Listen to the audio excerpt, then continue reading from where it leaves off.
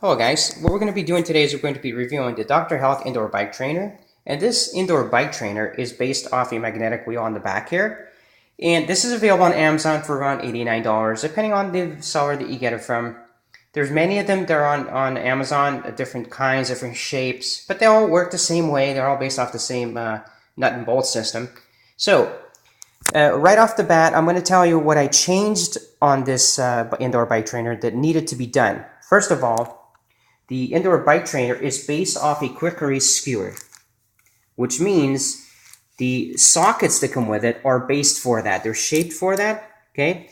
And one of the sockets on one side is actually shaped for the end of the skewer, okay? Right here. As you can see, that's what it's for. So I had a dilemma. I have a new bike that works with a skewer. That was no problem. But an older bike I have, the old GMC Denali, it has 50 millimeter bolts. So you can't use a 50 millimeter bolt on this head. Okay, that won't work. So what I did is, since these are replaceable, they just have a little screw holding them. I took it out and put in, rigged very fast within a few minutes, a 50 millimeter socket in order to get the bike to come in. All I do is I line up the bike, bring it in, and pop the bolt in here on one side. The bike will be held. And then I go in with the other side and finish it. Once I do that, you have to take this nut here, okay? This type of washer, you must make sure that you bring it all the way in here against this.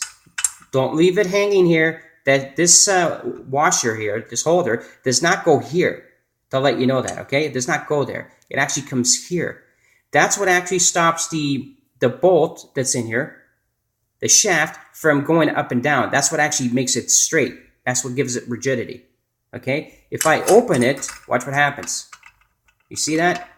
So make sure after you put your bike in that these wing washers, make sure that they go all the way out down there. And that's it. That will hold the bike in perfect, safe condition. So once I removed this and added that 15 millimeter socket, everything was fine. Now I can use both type of bikes. So I still give this thing 5 out of 5.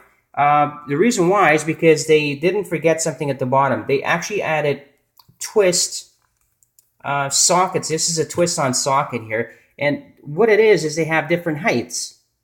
So in case if your floor isn't even, it's not leveled, you can just twist these around and level the entire unit. That's a very neat thing to have. Instead of just having regular flat washers or sockets here for the head, they went ahead and gave you risers. So there's different heights here to level the actual trainer. So in terms of the magnetic wheel, this is the biggest complaint people have. It's the noise. It's a little bit noisy when you start increasing your speed. Yes, it's absolutely true. So what I recommend in order for you to avoid that is to be listening to music with headphones or earphones or earbuds, whatever you wish, okay? Another thing that you're going to encounter once you put your bike on here is your bike will be taller. It will feel as if you have to bring your seat down. Do not do that. Don't do that. Leave the bike the way it is and put the cup that comes with this in the front of the wheel, which you don't need to see. It's just a regular cup. I have it to the side there. Make sure that you put a little step stool or a little riser right here so that you can get onto the bike, because you will be taller. The bike will be taller off the ground. Do not go ahead and put the seat down, because then if you take it outside, you're going to have to rearrange the seat again, okay? So overall, once you grease the bolt, the threads here, you have to make sure you grease that. I put on some bearing grease on it to make sure it moves in smoothly in and out. This thing is a perfect 10 out of 10. It's a shame that they don't include this head for 50 millimeter or 14, 13. They could have done that. It would have been $1 more for each socket. It wouldn't have been a big deal. The only thing they give you is the quick release side on this side, okay? So that's the only thing you get. So if your bike doesn't use quick release, you're in trouble with this unit. Make sure that you get a socket, an old one you're not using. Okay, this in my bike, it's a 15 millimeter bolt, so that I make sure that it's correct. Don't get a big one; it won't work. And at 50 millimeter, this thing is solid and crazy. It doesn't move anywhere.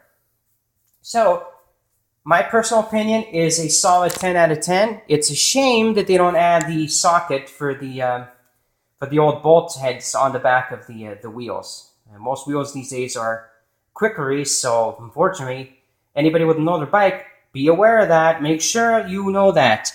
You cannot use, okay, if you look at the shape of this, you cannot use a bolt on here. Okay, don't do that. So, this takes 2 minutes to do. Took a few seconds to find an old socket that I wasn't using anymore because it's stripped anyway, so I can't use it on the car anymore.